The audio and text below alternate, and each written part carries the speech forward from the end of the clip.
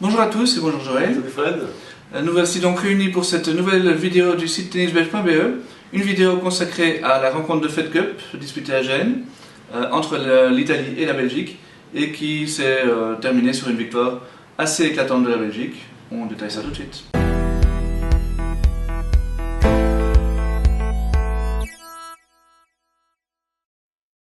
Alors on l'avait dit, la Belgique était largement favorite, surtout face à la deuxième joueuse italienne, quelle qu'elle soit.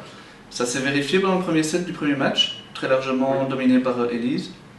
Oui, le deuxième set par contre était beaucoup plus difficile que prévu.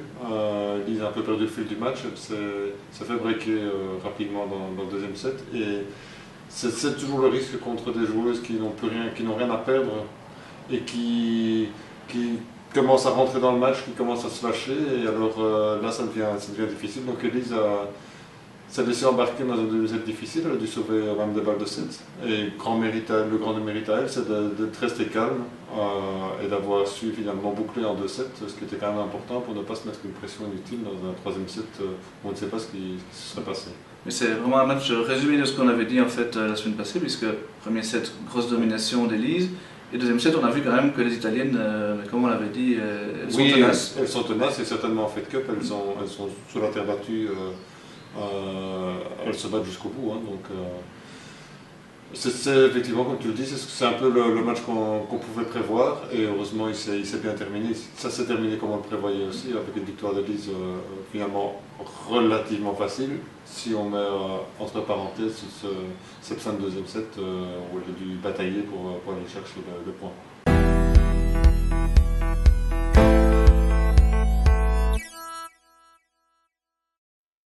Dans la deuxième rencontre, finalement c'est celle-là qui a décidé du score final, parce que c'était vraiment la rencontre importante. Tout à fait, là aussi on avait dit l'important ce sera de battre Sarah Errani au moins une fois, et si possible le premier jour, c'est ce qu'Alison a réussi à faire, avec difficulté aussi.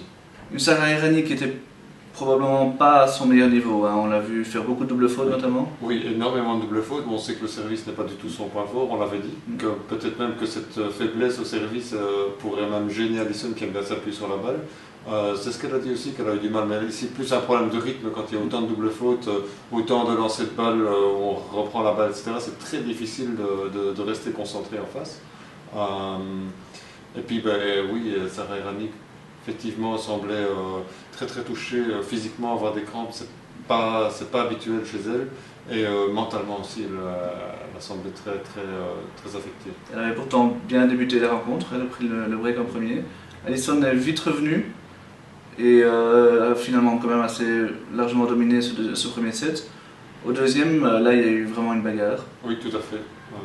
Avec un tie-break notamment très disputé où Alison a une balle de match mais ne la concrétise pas, et puis Sarah Errani conclut ce set.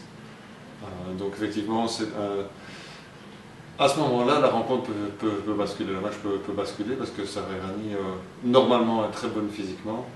La surprise, c'était, comme je dis, c'est ses crampes qui sont apparues au troisième set.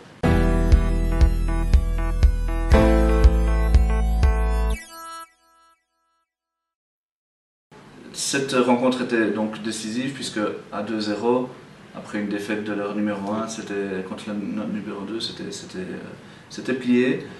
Encore fallait-il conclure et Elise l'a fait de très belle manière. Très facilement. Là, il n'y a pas eu match. Elise s'est montré qu'elle était la patronne sur le terrain, la patronne de l'équipe belge.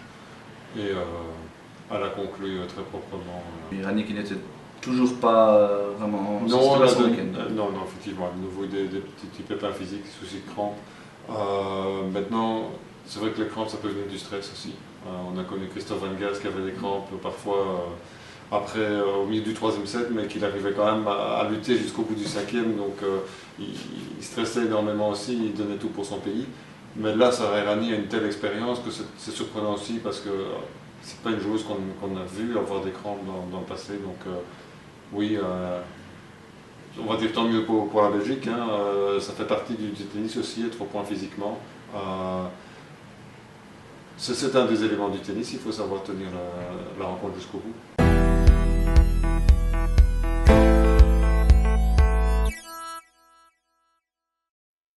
Voilà, donc 3-0, c'était terminé pour l'Italie. Le quatrième simple a été annulé.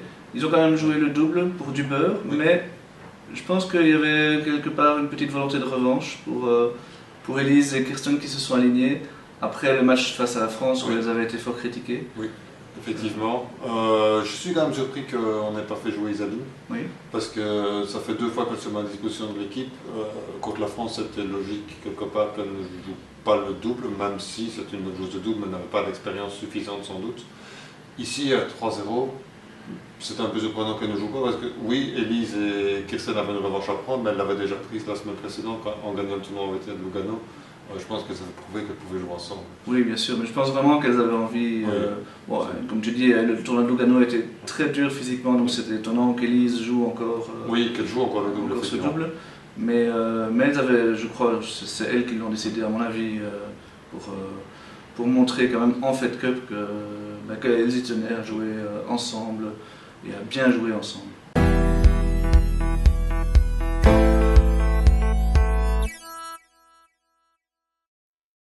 C'est tout ce qu'on peut dire sur ce week-end.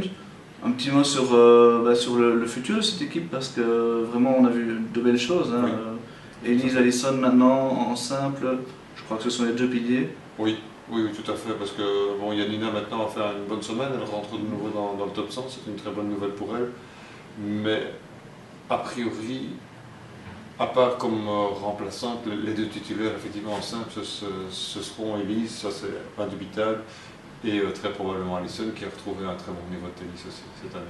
Elles sont en plus capables de jouer sur toutes les surfaces, ce qui est quand même un avantage énorme, effectivement. Et puis on a plein de solutions avec le double. On a vu Elise et Kirsten qui ont visiblement envie de jouer ensemble. Mais tu l'as dit, Isaline est très forte aussi. Même Alison et Yelina, si elle revient, peut prendre sa place. Oui, on n'oublie pas qu'il y a Marina Zalenska derrière qui a un petit peu de mal, elle n'arrive pas à faire ce pas, franchir cette étape pour rentrer dans le top 100, mais si elle arrive à le faire un jour, peut-être que ça va être le déclic et c'est une joueuse qui peut être intéressante aussi dans l'optique d'une équipe la plus complète possible. Il semble oublier les jeunes qui vont arriver, Kimberly Zimmerman peut-être, et on espère un retour de Gretchen Minen qui s'annonce. Oui. Donc vraiment c'est une équipe qui a du potentiel. L'année prochaine, ce sera vraiment intéressant de la revoir dans le groupe mondial, un groupe mondial qui va être quand même costaud. Oui, tout à fait. L'Allemagne, la Tchéquie, enfin, la République tchèque, les États-Unis, j'en passe, l'Espagne est très forte, c'est vraiment un groupe mondial qui va être intéressant à suivre. Et on attendra le tirage au sort pour savoir ce que nous réserve cette édition 2019 de la Fed Cup. D'ici là, on se retrouvera tous les deux pour Roland Garros, à peu près dans un mois. Mais il y aura un carnet de notes avant ça. Salut! Au revoir!